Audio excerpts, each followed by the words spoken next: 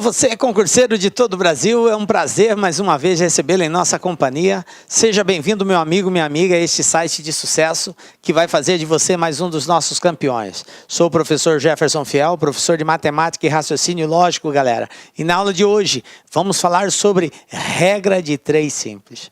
Comumente a gente ouve falar aí que, cara, sabendo regra de 3 a gente faz qualquer coisa. Não é bem assim, mas a regra de 3, de uma certa forma, ela nos dá uma ideia, nos dá alguns parâmetros que com certeza nos alinham em algumas alternativas que provavelmente podem ser corretas. Mas em alguns casos ela também nos remete à alternativa correta. Por isso é muito bom nós entendermos qual é o procedimento da regra de 3. Então vem comigo, vamos trabalhar isso na nossa aula de hoje. Regra de 3 simples. O que nós temos aqui, galera? Ó, na aula de hoje nós preparamos. Vamos conceituar o que é regra de 3, dar aí um conjunto de procedimentos, de passo a passo, de como resolver. E vamos também, na sequência, fazer alguns exercícios que já foram cobrados aí em concursos anteriores. Beleza? Então, vamos lá. Muita atenção aqui agora para a gente entender esse procedimento. Bom, primeiro conceitual, professor. O que é regra de 3? O próprio nome já diz, já é sugestivo. Regra. Conjunto de procedimentos, um conjunto de normas adotadas. Isso que é uma regra. Eu tenho um procedimento a ser seguido que nós chamamos de regra. De 3. Por que de 3, professor? Porque dado 4 valores, nós iremos conhecer 3 desses valores e iremos, com base nesse conhecimento, descobrir o 4º valor. Ok? Professor, por que fala regra de 3 simples? Porque a regra de 3 ela é composta por grandezas. São grandezas que se relacionam. Então, eu vou verificar uma grandeza, comparar uma grandeza com outra grandeza. Quando eu tenho um exercício que envolve somente 2 grandezas, ela é chamada de regra de 3 simples. Quando eu tiver mais de 2 grandezas, aí ela será composta. Mas no nosso caso, nós só iremos ver casos que envolvam 2 grandezas. Por isso, ela é chamada regra de 3 simples. Conjunto de procedimentos, de normas que têm que ser adotadas para se descobrir um 4º valor, quando se conhece 3, ok? E associa 2 grandezas somente, beleza? Essa é a parte conceitual. Bom, o que mais que nós temos aqui, gente? Ó, para nós fazermos a aplicação dessa regra, desse conjunto de procedimentos, é necessário algumas informações. Eu falei para vocês sobre grandeza, né? A regra de 3 associa uma grandeza a outra. Mas aí você me pergunta, professor, o que é uma grandeza? O que é grandeza? Tá? Como que eu identifico num exercício que se trata de uma grandeza A, B, C, D? Como que eu faço isso? Veja bem, gente, grandeza é tudo aquilo que pode ser mensurável. O que é mensurável, professor? É tudo aquilo que pode ser medido ou pode ser contado. Então, se você está diante de uma situação, de uma variável que pode ser medida ou que pode ser contada, então ela é uma grandeza. Como assim, professor? Exemplos. Então, vamos lá. Exemplos de grandeza. Olha só. Pessoas. Pessoas são grandezas. Então, vai ter exercício que vai fazer referência à quantidade de pessoas? Sim, os exercícios geralmente dizem lá, tantas pessoas, tantos funcionários, tantos operários. Então, ele está fazendo referência a pessoas. Então, são grandezas. Tá? Um outro tipo, objetos, tá? Máquinas, impressoras, né? Então, cadeiras, isso são objetos. Então, objetos presentes, eu posso contar, eu posso medir, então é uma grandeza. Velocidade, isso aqui é uma outra grandeza? Sim, a velocidade pode ser medida. 200 km por hora, 150 km por hora, 100 km por hora, 80 km por hora, 60 km por hora. Então, ela pode ser medida. Então, é uma grandeza. Outra questão, tempo. Tempo é uma grandeza? Sim. 1 hora, 30 minutos, 20 segundos. Então, são várias unidades aí de medida de tempo, ok? 1 dia, 2 dias, 3 dias, também pode ser. Semana, 2 semanas, 3 semanas, 1 semana, 1 mês, 2 meses, 3 meses, anos. Então, são formas, são grandezas que estão associadas ao tempo. Mas aqui cabe uma observação. Você necessariamente não precisa se preocupar com a unidade de uma grandeza em relação a outra. O que eu quero dizer com isso? Se você tem uma grandeza A, cuja unidade dela é uma unidade X, não importa se a grandeza B, a unidade dela é Y. Por quê? Porque são grandezas diferentes, certo? Não é necessário que grandezas diferentes tenham a mesma unidade. Não é necessário. Pode acontecer? Pode, mas não é necessário, ok? O que não pode acontecer, que você tem que estar ligado, dica lá, que preste atenção nisso, é que na mesma grandeza eu não posso ter unidades diferentes. Como assim, professor? Não entendi. Vou explicar para você. Vamos supor que nós estamos falando sobre a grandeza tempo, e a primeira informação que eu tenho sobre a grandeza tempo foi dado em hora, 3 horas. Aí, a segunda informação sobre essa mesma grandeza tempo me aparece tipo 30 minutos. O que eu quero dizer é que você não pode adotar como valor, para efeito de cálculo, o 3 horas e o 45 minutos ao mesmo tempo. Por conta de quê? Porque a primeira informação está dada em horas e a segunda informação está dada em minutos. Então, dentro de uma mesma grandeza, eu só posso trabalhar unidades iguais. Então, o que eu teria que fazer, professor? Você teria que transformar ou 3 horas para minutos ou 30 minutos para horas. Então, ficaria tipo assim, 3 horas, cada hora 60, 3 vezes 60, 180 minutos. Aí você trabalharia com 180 e com 30, beleza. Ou continuaria com 3 horas e 30 minutos é meia hora. Então, trabalharia com 0,5 horas. Tranquilo? E aí você pode desenvolver o cálculo normalmente, mas com a mesma unidade dentro de uma mesma grandeza. Tranquilo? Beleza? Agora, se for grandeza diferente, aí não importa. De uma grandeza em relação à outra, pode ter unidade diferente. Beleza? Fechou. Bom, classificação das grandezas. Como assim, professor, classificação das grandezas? É que uma grandeza, em relação à outra, ela pode ter 2 tipos de comportamento. Uma grandeza pode ser diretamente proporcional à outra, ou uma grandeza pode ser inversamente proporcional à outra. Então, nós vamos entender agora o que é isso. Grandeza diretamente proporcional. Dizemos que uma grandeza é diretamente proporcional à outra quando aumentando uma, a outra também aumenta. Professor, mas é só aumentando? Não. Quando diminuindo uma, a outra também diminui. Então, o que faz as grandezas serem diretamente proporcional é a ocorrência do mesmo fato. Se você tem uma grandeza A e você eleva o valor dessa grandeza, ela aumenta o seu valor, e esse aumento provoca na grandeza B também um aumento, então elas são diretamente proporcional, porque aumentando uma, a outra também irá aumentar. Agora, se você tem uma grandeza A e você diminui o valor dela, e a diminuição dessa grandeza A provoca também uma diminuição na grandeza B, diminui uma, diminui a outra, elas também serão diretamente proporcional. Então, observe que o fato de ser diretamente proporcional está exatamente a ocorrência do mesmo fato. Aumentou uma, a outra aumenta, diminuiu uma, a outra diminui. Diretamente proporcional, ok? Fizemos um esqueminha aqui para facilitar a compreensão. Veja bem, eu tenho aqui 2 grandezas que eu chamei de grandeza 1 e grandeza 2. O que vai acontecer? Eu vou aumentar o valor dessa grandeza 1. Então eu indiquei com a seta que ela está aumentando.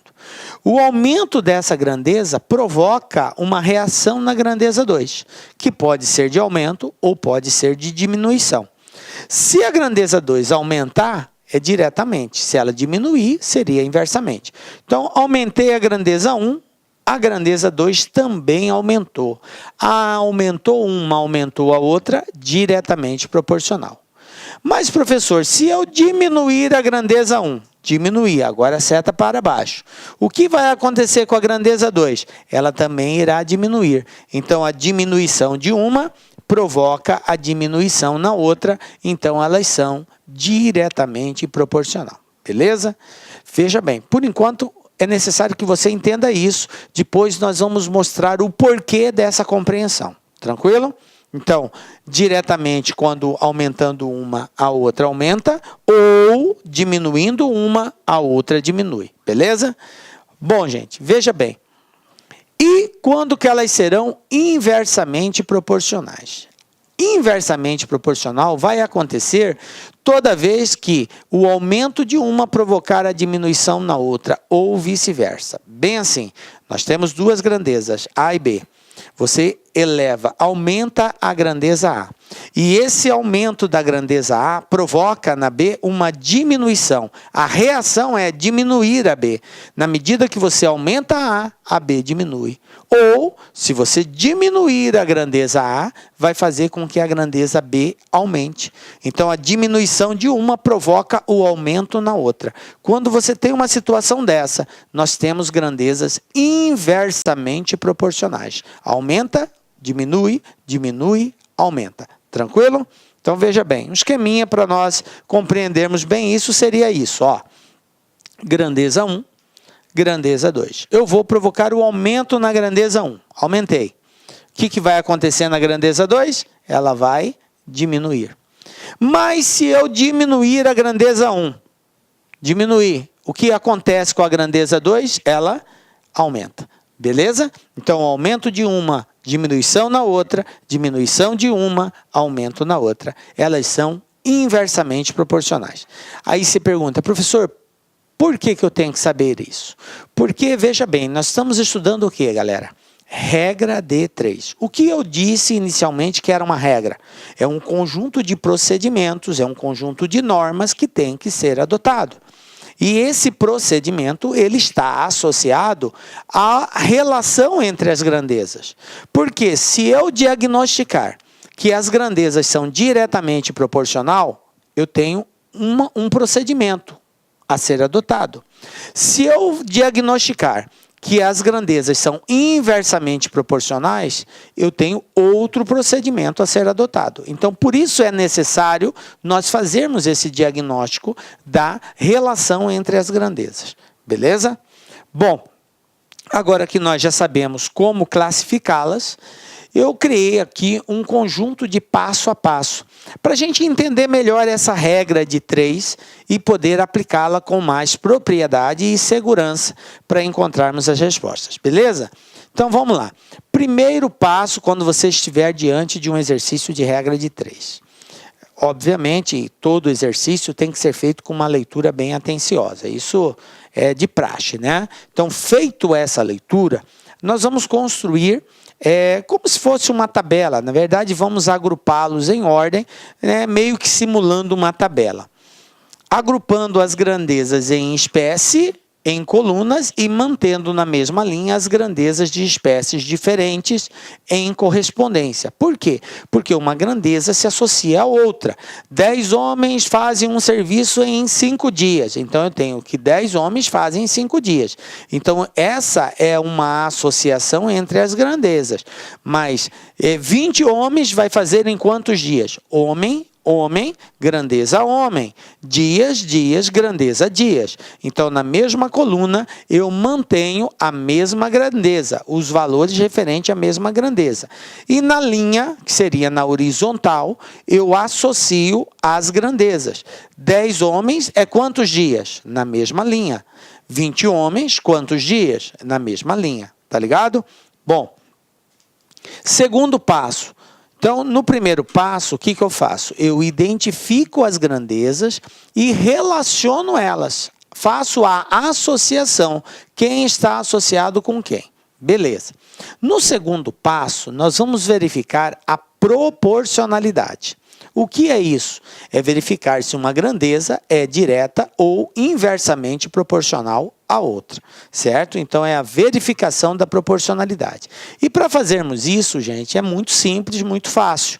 Basta nós fazermos a pergunta ao exercício. Tem que haver um diálogo para nós sabermos se o aumento de uma provoca aumento na outra ou se provoca redução na outra.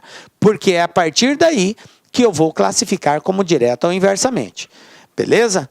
E depois que eu fiz essa análise da proporcionalidade, eu vou para o terceiro passo, que é exatamente efetuar os cálculos, né, mantendo a proporção e chegar aí no valor.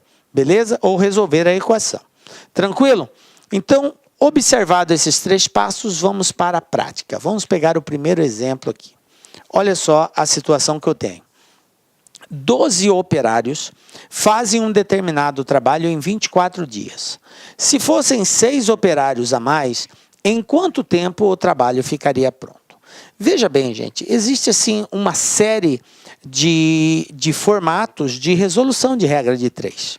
Tá? Tem várias dicas de como fazer, faz nesse procedimento ou naquele outro. Eu, particularmente, prefiro muito usar o sistema de setas. As setas, elas são usadas para nos orientar com relação à proporcionalidade. Como assim, professor, nos orientar? Eu observo, eu posiciono as setas no mesmo sentido, que pode ser tanto para cima quanto para baixo, para informar que uma grandeza é diretamente proporcional à outra. E posiciono a seta em sentido contrário, uma para cima, outra para baixo, ou vice-versa, quando eu quero observar que as grandezas são inversamente proporcionais. Tranquilo? Então, se eu identifiquei, diagnostiquei que as grandezas são diretamente proporcional, eu coloco 2 setas, uma para cada grandeza, na mesma posição, seja para cima, seja para baixo, para dizer que são diretas. Se eu diagnosticar que elas são inversamente proporcional, eu coloco uma para cima, outra para baixo, ou vice-versa, ok?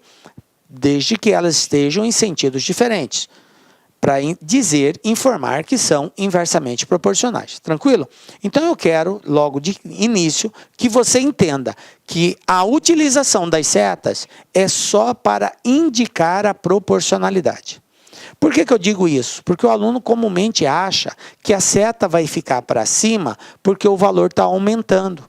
Ou a seta vai ficar para baixo porque o valor está diminuindo. Está errado isso. Eu não posiciono a seta no sentido para cima porque está aumentando. E nem posiciono ela para baixo porque está diminuindo. A seta não tem nada a ver com isso, com aumento ou com diminuição. Tá? Então, esqueça essa funcionalidade aí. A seta não serve para indicar aumento e nem para indicar diminuição.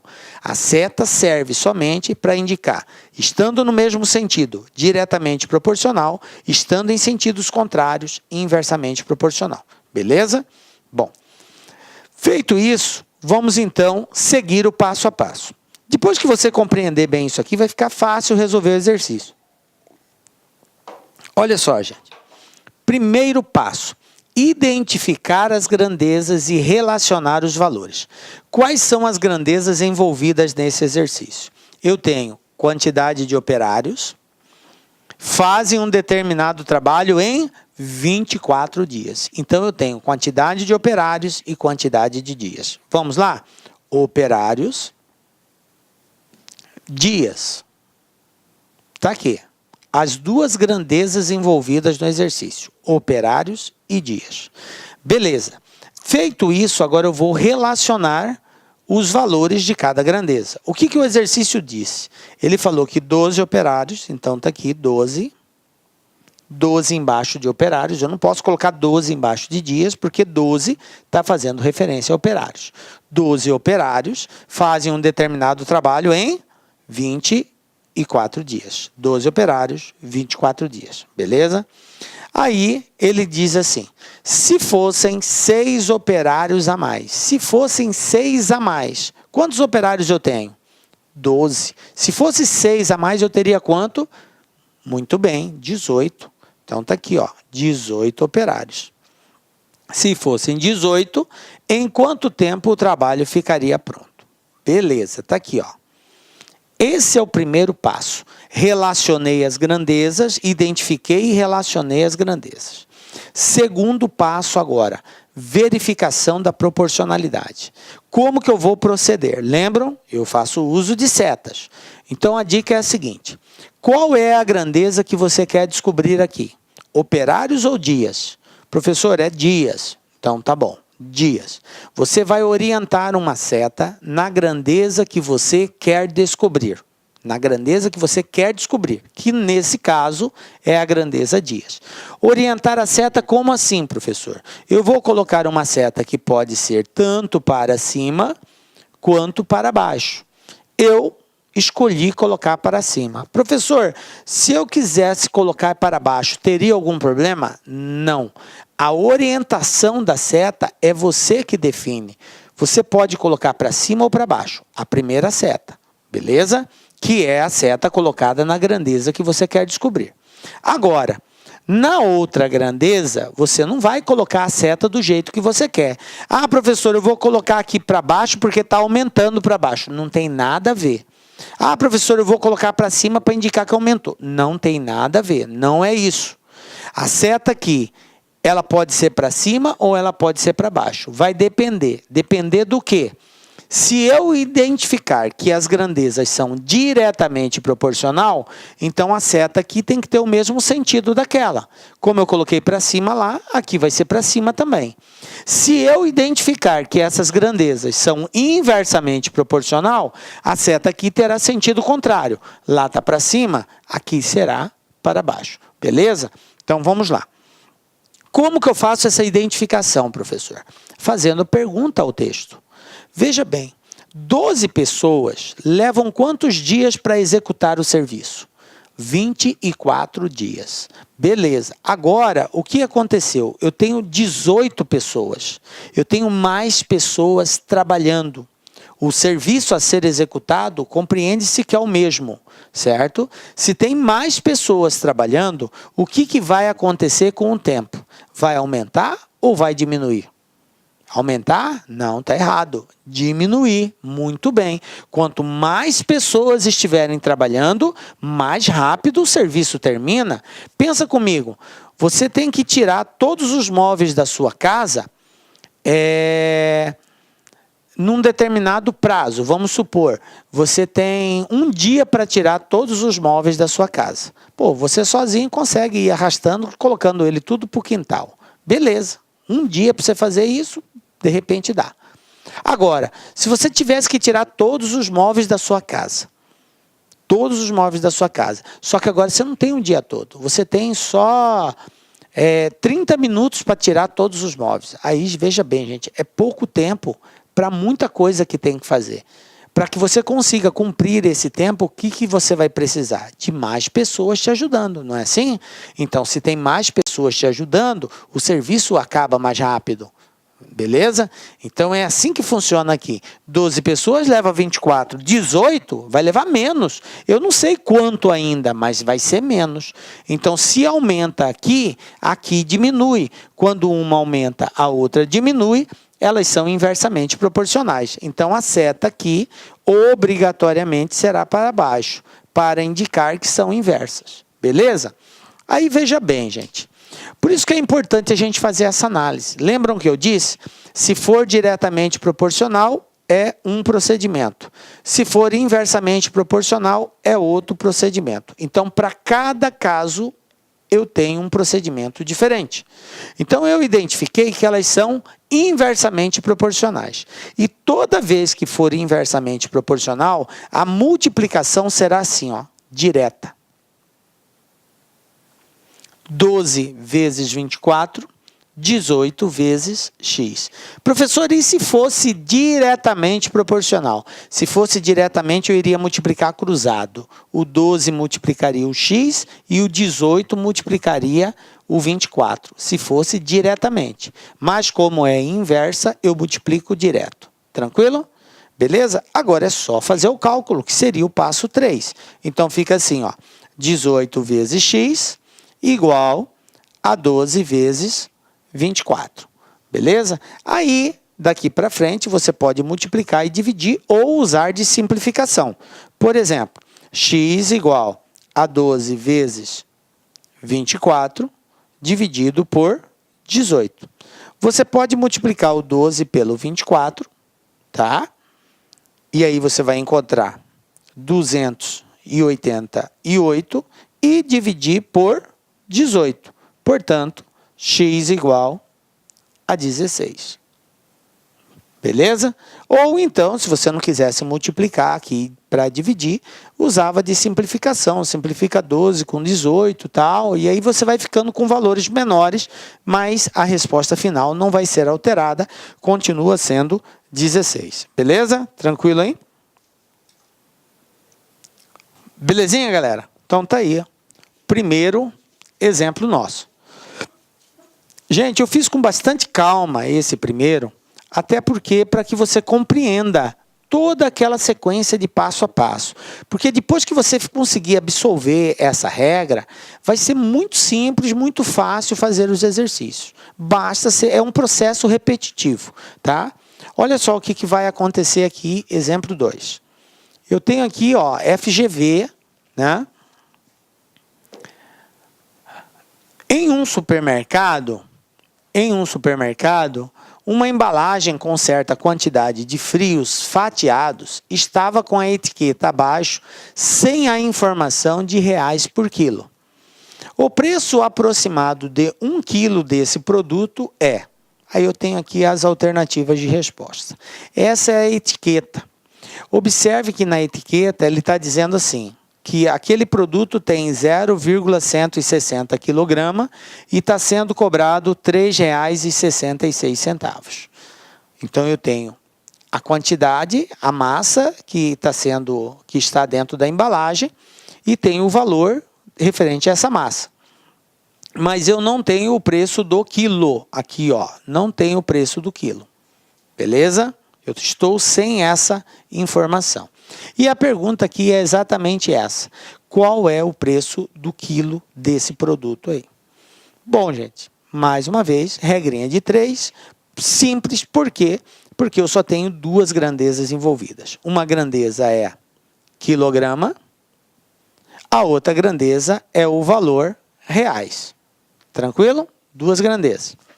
Então, primeiro passo, identificar as grandezas e relacionar essas grandezas.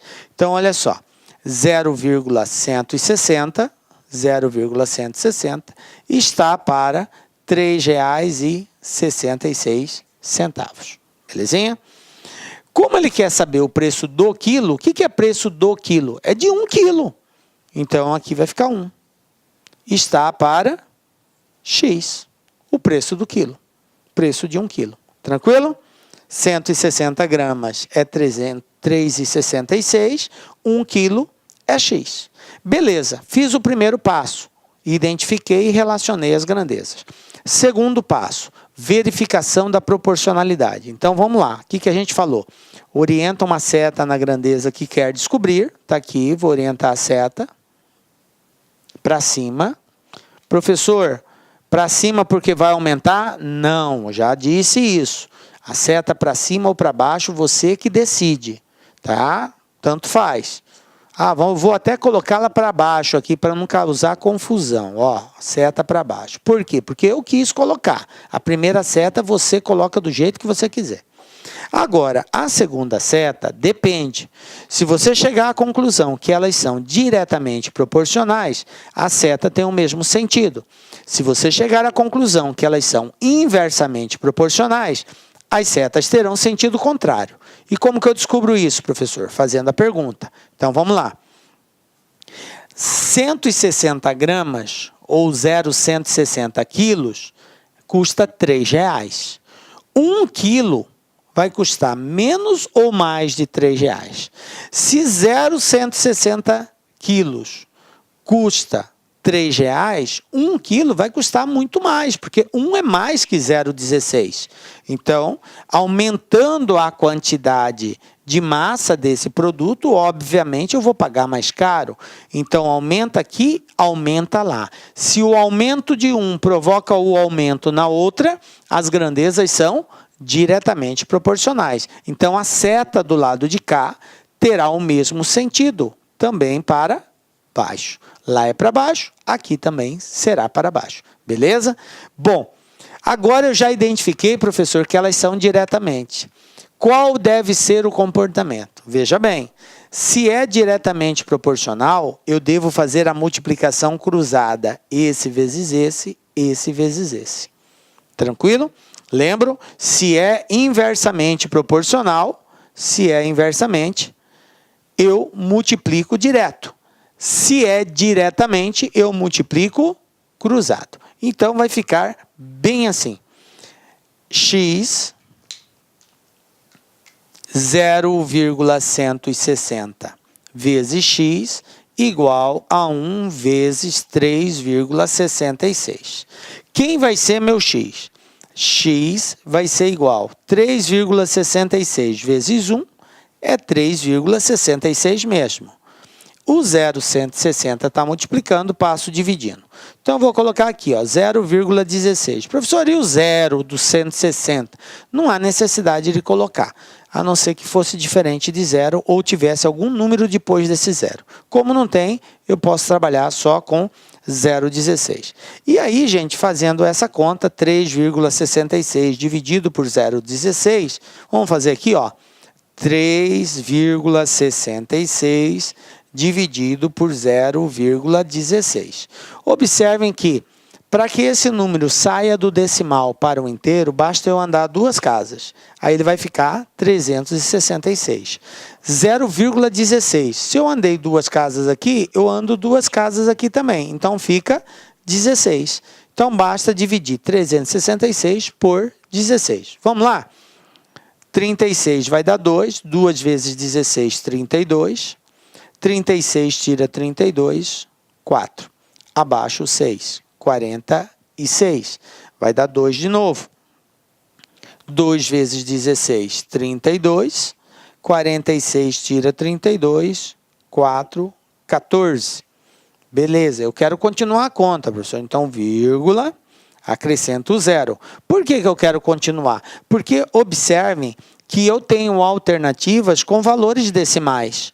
Eu já sei que a parte inteira é 22. Então, de cara, eu já elimino aqui a letra A, a letra B, a letra C.